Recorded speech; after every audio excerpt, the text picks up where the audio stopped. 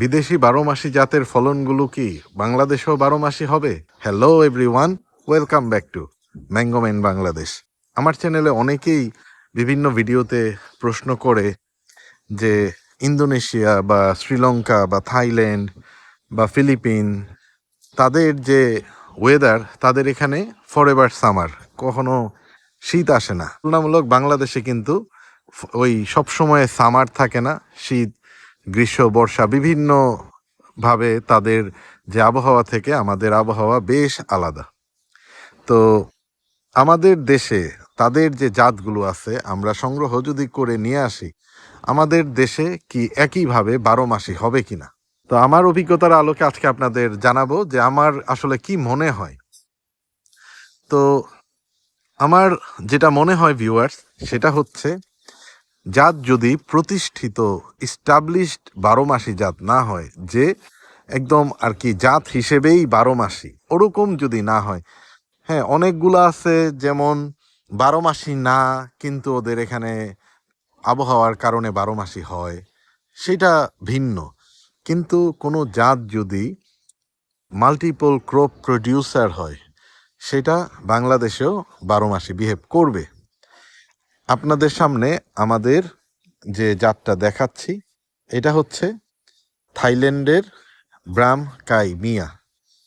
বাংলাদেশে ম্যাঙ্গোম্যান বাংলাদেশ তথা Florida farm BD আমরাই প্রথম বাজারজাত করেছি এই যে 12 মাসি জাতটি। এটার যে প্রোডাকশন এবং এটার যে ফলন খুবই দুর্দান্ত। যে কোনো জাত যদি এই যে ব্রামকাইমি আপনি সার্চ করলে দেখবেন এটা একটা 12 মাসি জাত, এবং এটা সব জায়গাতেই মোটামুটি 12 মাসি ফলন হবে। আপনি এটাতে সবসময় কম বেশি ফুল ফল দেখবেন। বছরের নির্দিষ্ট একটা সময়ে না থাকতে পারে, কিন্তু এই যে দেখতেছেন ফুল বের হচ্ছে, ওইদিকে ফল বড় হচ্ছে। হ্যাঁ, আজকে থেকে 2-3 মাস পরে দেখবেন যে বড় বড় ফলগুলো পেকে যাচ্ছে, তখনও দেখবেন এটার কিন্তু ফুল বের হতেই থাকবে। তো কাটিমন হচ্ছে থাইল্যান্ডের একটা জাত, বাংলাদেশে কি এটার 12 মাসি ফলন হচ্ছে না?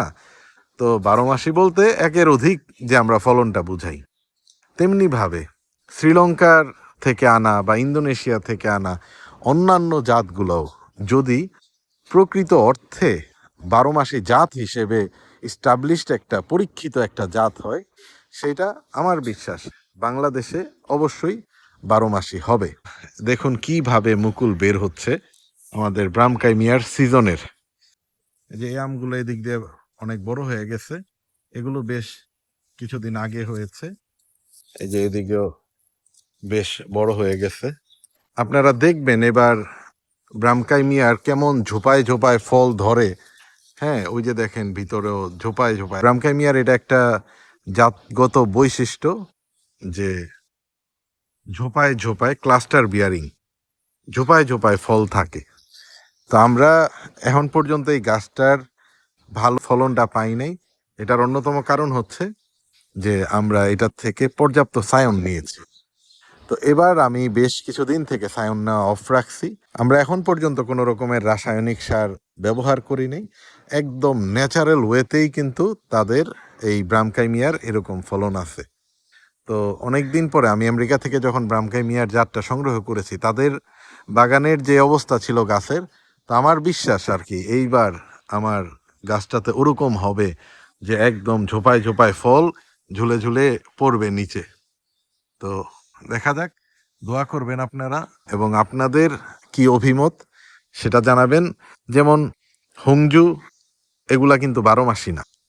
হংজু এটা বিভিন্ন জায়গায় একের অধিক ফলন দেখাচ্ছে, কিন্তু জাতগত বৈশিষ্ট্যে তার 12 মাসি বিহেভ নেই। তো সেই ক্ষেত্রে আপনারা সবাই আপনাদের মতো জেনে বুঝে জাতগুলো সংগ্রহ করবেন, এটা আপনাদের বাগান সাজাতে ভালো হবে। দেখা হবে আপনাদের সাথে নতুন আরেকটি পর্বে। ভালো থাকবেন সবাই, আল্লাহ হাফেজ, টাটা।